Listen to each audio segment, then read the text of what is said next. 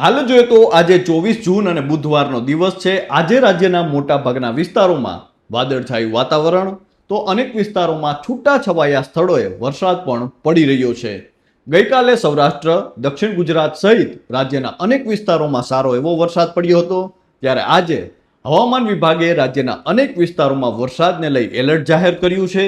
સાથે જ ચોમાસાને લઈને મહત્વની અપડેટ પણ જાહેર કરી છે.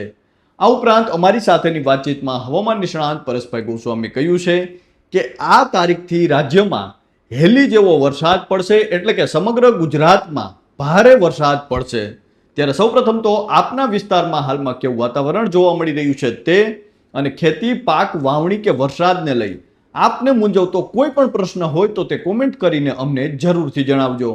આપનો પ્રશ્ન અમે હવામાન નિષ્ણાંત પરેશભાઈ ગોસ્વામી સુધી પહોંચાડવાનો અવશ્ય પ્રયાસ કરીશું.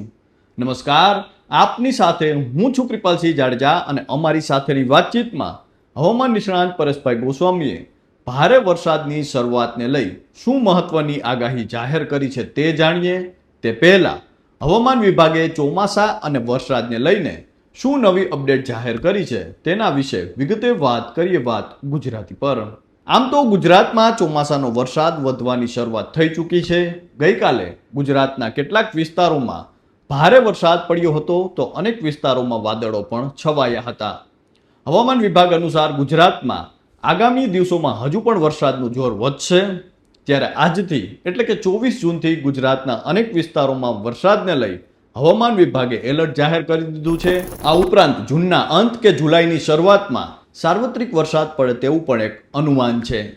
ચોમાસાને લઈને હવામાન વિભાગે આગાહી કરતા જણાવ્યું છે કે આગામી 2 થી 3 દિવસ દરમિયાન ઉત્તર અરબ સાગર અને ગુજરાતના કેટલાક ભાગો, મહારાષ્ટ્ર અને છત્તીસગઢના પણ કેટલાક ભાગો, મધ્યપ્રદેશના કેટલાક ભાગો, દક્ષિણ પશ્ચિમ ચોમાસું હજુ પણ તેમાં આગળ વધે તેવી શક્યતાઓ છે.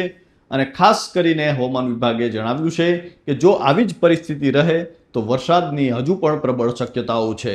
હાલમાં વરસાદના એલર્ટ વિશે જો વાત કરીએ તો ગુજરાત હવામાન વિભાગની આગાહી અનુસાર 24 જૂનના રોજ એટલે કે આજે રાજ્યના ઉત્તર ગુજરાતમાં મહેસાણા, સાબરકાંઠા, ગાંધીનગર, અરવલ્લી, ખેડા, અમદાવાદ, આણંદ, પંચમહાલ, દાહોદ, મહીસાગર જિલ્લામાં છૂટાછવાયા સ્થળોએ વરસાદ પડી શકે છે. આ ઉપરાંત મધ્ય દક્ષિણ ગુજરાતમાં જો વાત કરીએ તો વડોદરા, છોટાઉદેપુર, નર્મદા, ભરૂચ, સુરત, ડાંગ, તાપી, નવસારી, વલસાડ, દમણ અને દાદરાનગર હવેલીમાં થોડાક સ્થળોએ વરસાદ પડી શકે છે. આ ઉપરાંત સૌરાષ્ટ્રમાં રાજકોટ, જૂનાગઢ, અમરેલી, ભાવનગર, ગીર સોમનાથ, બોટાદ અને દીવમાં કેટલીક જગ્યાએ વરસાદ પડે તેવી સંભાવનાઓ છે. હવે આવતીકાલે કયા જિલ્લાઓમાં વરસાદને લઈ હવામાન વિભાગે એલર્ટ જાહેર કર્યું છે તે જાણીએ. તે પહેલા અમારી સાથેની વાતચીતમાં હવામાન નિષ્ણાંત પરેશભાઈ ગોસ્વામીએ ભારે વરસાદને લઈ શું કહ્યું છે આવો જાણીએ. પરેશભાઈ, ખૂબ સારો વરસાદ ક્યારે આવી શકે છે, જે આપણે કહેવાય કે હેલી આવી એ પ્રકારનો, જે આપણે સામાન્ય ભાષામાં કહેતા હોય છે, એ પ્રકારનો વરસાદની શરૂઆત ક્યારે થશે? કૃપાલસિંહભાઈ, આ વર્ષે છે ને, આમ જોવા જઈએ તો જુલાઈ મહિનામાં પણ એકંદરે વરસાદ તો સારા પડશે, એમાં કોઈ ચિંતાનું કારણ નથી. જે રેગ્યુલર દર વખતે જે જૂનમાં પડે ને જે ડેમો બધું ઓવરફ્લો થાય એટલું બધું શક્યતા નથી, પણ એટલું ચોક્કસ છે કે એકંદરે હેલી ટાઈપે જોવા મળે. મધ્યમ વરસાદ છે 4-5 દિવસ જુલાઈમાં પણ જોવા મળે. એ પ્રકારનું જુલાઈમાં 2 થી 3 રાઉન્ડ હશે, એટલે એમાં કોઈ ચિંતાનું કારણ નથી. પણ જે આપણે કહીએ ને કે આમ આપણે આમ હાશકારો થઈએ કે બસ હવે તો ઘણું બધું થઈ ગયું ને આ વર્ષમાં ખૂબ સારા વરસાદ પડી ગયા વગેરે વગેરે, એ બધી પરિસ્થિતિ તો 15 ઓગસ્ટ બાદ જોવા મળે એવી વધારે શક્યતા છે. એટલે એ પ્રકારે આપણે રહેવાનું છે. પણ અંતે કહી શકાય કે અત્યારે જો વાવેતર થઈ જાય, જુલાઈમાં રેગ્યુલર વરસાદ પડતા રહીએ, પછી ભલે 15 ઓગસ્ટ પછી પાણીની વ્યવસ્થા થાય. પાણીની વ્યવસ્થા તો છેલ્લે પણ ઘણી વખત થઈ જતી હોય છે. ઘણી વખત એવું બને છે કે ચોમાસા દરમિયાન અત્યારે એવું જરૂરી નથી કે 20-25 ઇંચ વરસાદ એક અઠવાડિયામાં પડી જાય તો પાક થશે. પાકને તો જરૂરિયાત પિયત મુજબનું પાણી મળતું રહીએ એટલે ચોક્કસથી એ પાક છે ઉભો રહેવાનું છે, એને કઈ વાંધો આવવાનો નથી. પાણી છે એ ચોક્કસથી વધારે વરસાદ પડતો હોય ત્યારે થતું હોય, અને એ પરિસ્થિતિ છે એની અંદર તો મેં આપને જણાવ્યું એમ કે ઓગસ્ટમાં કે સપ્ટેમ્બરમાં પાણી થાય તો પણ વાંધો આવતો નથી. એટલે આ વર્ષે ઓગસ્ટ અને સપ્ટેમ્બર બંને મહિના છે એ ડેમ કુવા છલકાવાના મહિના ગણી શકાય, અને ત્યારે સારા વરસાદ થઈ જશે. અત્યારે આપણે પાક આપણો કન્ટિન્યુ રહીએ અને પાકને પિયત ન આપવું પડે એવા વરસાદ ચોક્કસથી જૂન અને જુલાઈમાં જોવા મળશે. જી પરેશભાઈ, ખાસ કરીને જોઈએ તો અરબ સાગર હોય કે બંગાળની ખાડી, કોઈ મજબૂત સિસ્ટમ છે તે ક્યારે બની શકે છે? અત્યારે શા માટે કોઈ સિસ્ટમ નથી બનતી? શું કોઈ અડચણ આવી રહી છે? ખાસ કરીને અલીનોની જો કોઈ અસર છે તે જોવા મળી રહી છે, તો સિસ્ટમનો વરસાદ ક્યારે આવશે?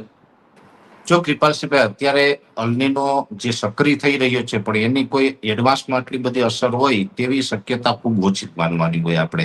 એટલે અલનીનોની બહુ અસર નથી. પણ એક વાત ચોક્કસ છે, ઘણી વખત એવું બનતું હોય છે કે અરબ સાગર ને બંગાળની ખાડી છે એ શરૂઆતમાં એટલા સક્રિય જોવા ન મળે, એ નિષ્ક્રિય હોય, એટલે કે એમાં કોઈ વરસાદી સિસ્ટમ ન બને. એટલે અત્યારે એવી કોઈ મજબૂત સિસ્ટમ છે એ અત્યારે નથી. આ જે 22 થી 25 જૂનમાં જે વરસાદ પડવાનો છે એમાં કોઈ મજબૂત સિસ્ટમ નથી. એ રાબેતા મુજબ ચોમાસું આવે છે ને વરસાદ પડે છે ને હજી પડશે. એવી જ રીતે જોવા જઈએ તો જે મજબૂત સિસ્ટમ બને ને સારા વરસાદ કહી શકાય કે જે કાયદેસર સિસ્ટમનો વરસાદ છે એ 5 જુલાઈ થી લઈને 15 જુલાઈ વચ્ચેનો જે સમયગાળો હશે ને એમાં પછી આપણે ખૂબ સારા વરસાદે હશે. ખૂબ સારા એટલે પાકને આપણે જરૂરિયાત મુજબના. એટલે આ પ્રકારની જે સિસ્ટમ આવતી હોય, બંગાળની ખાડીની પણ સિસ્ટમ આવશે ને અરબ સાગરની સિસ્ટમ આવશે ને ત્યારે આપણે સારો એવો લાભ મળી શકે છે. તો આ તો હતી હવામાન નિષ્ણાંત પરેશભાઈ ગોસ્વામીની આગાહી. હવે હવામાન વિભાગની આગાહી અનુસાર જોઈએ તો આવતીકાલે એટલે કે 25 જૂનથી લઈને 26 જૂન વચ્ચે વરસાદની જો વાત કરીએ તો ગુજરાતમાં છોટાઉદેપુર, નર્મદા, ડાંગ, સુરત, નવસારી, વલસાડ, દમણ અને દાદરાનગર હવેલીમાં છૂટો છવાયો વરસાદ પડી શકે છે. આ સાથે જ સૌરાષ્ટ્રમાં અમરેલી, ભાવનગર, ગીર સોમનાથ અને દીવમાં કેટલીક જગ્યાએ વરસાદની શક્યતાઓ છે. જો કે હવામાન વિભાગની આગાહી અનુસાર 28 જૂન આસપાસ ગુજરાતમાં વરસાદનું જોર વધી શકે છે. એટલે કે જુલાઈની શરૂઆતમાં જ ગુજરાતના સમગ્ર જિલ્લાઓમાં વરસાદ પડે તેવી શક્યતાઓ દેખાઈ રહી છે. તો આ તો હતી હવામાન વિભાગની આગાહી, હવામાન નિષ્ણાંત પરેશભાઈ ગોસ્વામીની આગાહી. અને ખાસ કરીને હવામાન વિભાગની આગાહી અનુસાર જોઈએ તો રાજ્યમાં હવે ચોમાસું સતત આગળ વધતું રહે તેવી શક્યતાઓ દર્શાવવામાં આવી છે. આ સાથે જ જોઈએ તો રાજ્યમાં ચોમાસાની શરૂઆત સાથે જ અનેક વિસ્તારોમાં સારા એવા વરસાદ પણ પડી શકે છે. ખાસ કરીને જૂનના એન્ડમાં અને જુલાઈની શરૂઆતમાં ખૂબ સારો વરસાદ પડી શકે છે. ગુજરાતના તમામ જિલ્લાઓ છે તેમાં સાર્વત્રિક વરસાદની શક્યતાઓ હવામાન વિભાગ દ્વારા વ્યક્ત કરવામાં આવી છે. આ સાથે જ હવામાન નિષ્ણાંત પરેશભાઈ ગોસ્વામીએ પણ જુલાઈ માસની શરૂઆતમાં સમગ્ર ગુજરાતમાં સારા એવા વરસાદની શક્યતાઓ વ્યક્ત કરી છે. તો હાલ બસ આટલું જ. ફરી મળતા રહીશું વાત ગુજરાતી પર.